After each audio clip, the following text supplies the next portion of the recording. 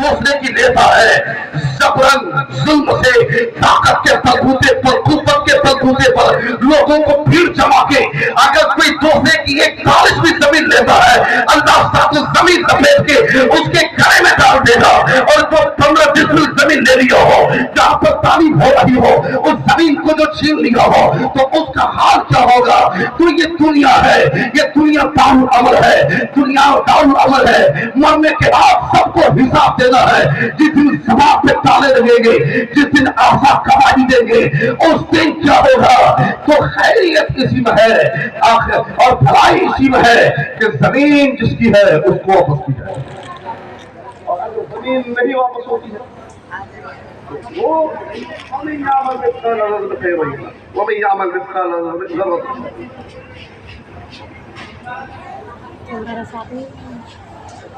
तो जो जर्रा बराबर भी नेकी करेगा उसको देखेगा, और जो जर्रा बराबर भी बुरा करेगा तो देखेगा। तो जुल्म करने वाला और जालिम का साथ देने वाला दोनों मुजरिम है। तो जहां भी जुल्म हो, या तो आप उसे अपने हाथ से रोकें, अगर ऐसा नहीं हो पाता है तो आप जबान से रोकें, अगर ऐसा नहीं हो पाता है तो कम से कम उसको दिल में बुरा जरूर माने। तो आली वक़्त मैं यहाँ ये कह रहा हूँ, वो मदरसे की जमीन जो हथिया ली गई, जो जबरन कब्जा कर ली गई, जहाँ मदरसे के तलबा पर जहाँ जुल्म हुआ, जहाँ से सामान लूट लिया गया, जहाँ से तमाम वो दरख्त जो लगे थे उन दरख्तों को खा ले गए, जहाँ से बांस उखा लिया गया, ये सारी चीजें हुई ताकि अहले सुन्नत का ये मरकजी इदारा यहाँ से खत्म हो जाए, सुन्नियत यहाँ से खत्म हो जाए। मगर कैसे हो सकता है कि फानूस बनकर जिसकी हिफाजत हवा करे वो शमा क्या पूछे जिसे रोशन खुदा करे।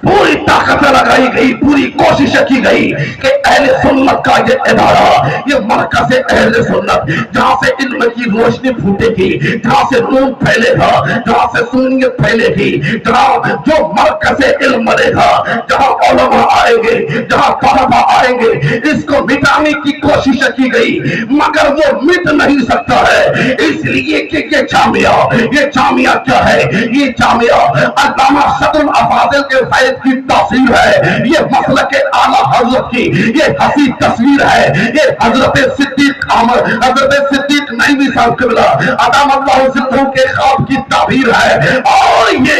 हजरत महमूद की ये आंखों की तनवीर है। ये जामिया यूं ही चलता रहेगा, वो फास निकलते रहेंगे, तलबा पढ़ते रहेंगे, नूर फूटता रहेगा, किरणें फूटती रहेंगी। इसलिए कि यहाँ ऐसे असातिज़ा कायम है, एक हजरत अल्लामा कारी गुलाम गौस साहब की सूरत में, एक हजरत कारी जमालुद्दीन साहब की सूरत में, हजरत अल्लामा नाशी साहब की सूरत में, ये ऐसे जफाकश असातिज़ा है जो सुबह शाम एक कर देते हैं ताकि बच्चों का भला हो, दीन फैले, इस्लाम फैले, कुरान का इल्म आम हो। नतीजा ये होता है हर साल यानी साल खत्म नहीं हो पाता है, वो फास की एक जमात ये कौम को पेश कर देते हैं। तो ये मदरसा इंशाअल्लाह ये चलता रहेगा, क्योंकि इस मदरसे में खुलूस शामिल है, लिल्लाहियत शामिल है। जहाँ खुलूस होता है, जहाँ लिल्लाहियत होती है तो फिर वो चलता रहता है। यहाँ बुजुर्गान दीन का फैज़ है, आप देख रहे हैं अकाबिर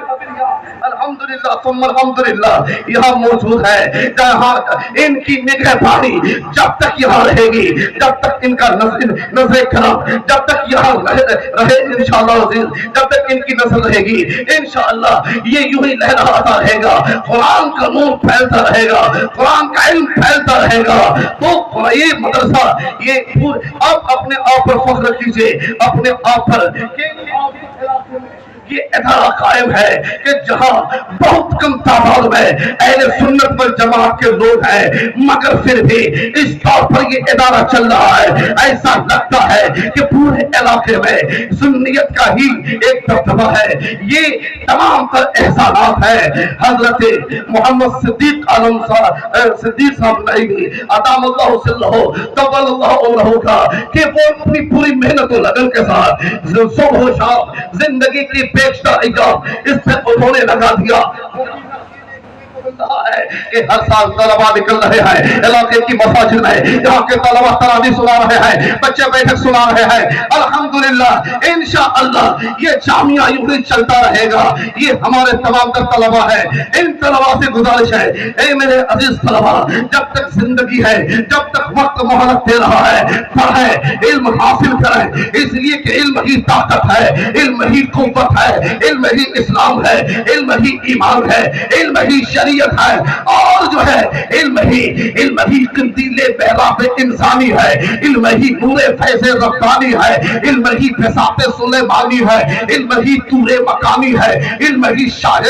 ہے، علم ہی دودھ مرسلہ ہے، علم ہے لرزندہ جہاں ہے، علم ہی فاتح اسباب و علل ہے، علم ہی حاکم دست و جبل ہے، علم ہی دانی آبد اور محت و اجلا، اور علم ہی شاہ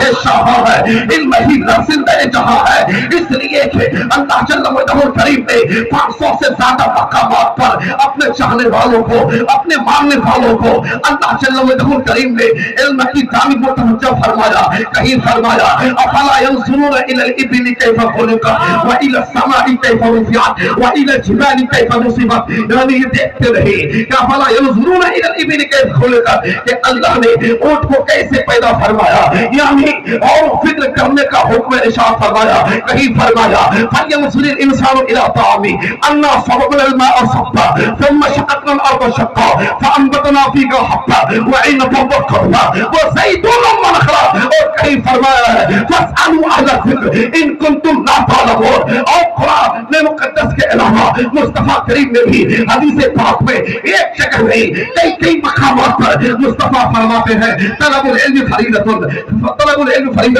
علی کل مسلم و مسلمہ، کہیں فرمایا اطلب العلم من المہد الی اللحد، کہیں فرمایا علیکم بالعلم فإن العلم قوت، علیکم بالعلم فإن العلم نور، یعنی اللہ کا قرآن مصطفیٰ کی حدیث بتا رہی ہے کہ یہ موجودات و تخلیقات پر غور و فکر کرو، ان کے تفاصیل و مقادیر کو سمجھو، ان کے اثرات و تاثیرات کو مرتب کرو، ان کی توانائی کو مقید کرو۔ سمندر کا سینہ چیر دو، تحت الثرا کو اچھا دو، گردوں پہ کمن ڈالو، اور جو سوریا کے سفر کا احترام کرو، سورج کی شعاؤں کو تحلیل کرو، چاند کا سینہ شک کرو، اس طرح کہ اسلام کا پھول بالا ہو اور باطل کا منہ کالا ہو۔ نعرہ تکبیر، نعرہ رسالت، مذہب اسلام، جامعہ مدینہ الاسلام۔ تو یہ جامعہ علم کے حساب سے انشاءاللہ عزیز علم کی روشنی یہاں پھیلتی رہے گی۔ وقت کم ہے، کبھی وقت ملا تو گفتگو ہوگی، بس اسی امید کے ساتھ کہ جامعہ پھولتا رہے، پھلتا رہے، یہاں کی رانائی بحال رہے، یہاں کی بہار بحال رہے، خزاں کا اثر نہ ہو، اور یہاں کی جو زمین ہے اسے واپس ملے، نہ تو معاوضہ قبول ہے نہ تو قیمت قبول ہے۔ اگر یہاں نہیں تو پھر حشر کے میدان میں دیکھا جائے گا کہ فیصلہ کس کے حق میں ہوتا ہے، کہ ہمارے پاس تمام قانونی کاغذات بھی ہیں اور تمام شرعی تقاضے ہمارے پاس موجود ہیں۔ اللہ جل وعلا کریم سب کو عقل سلیم عطا فرمائے اور اسلام کی سمجھ عطا فرمائے۔ السلام علیکم ورحمۃ اللہ۔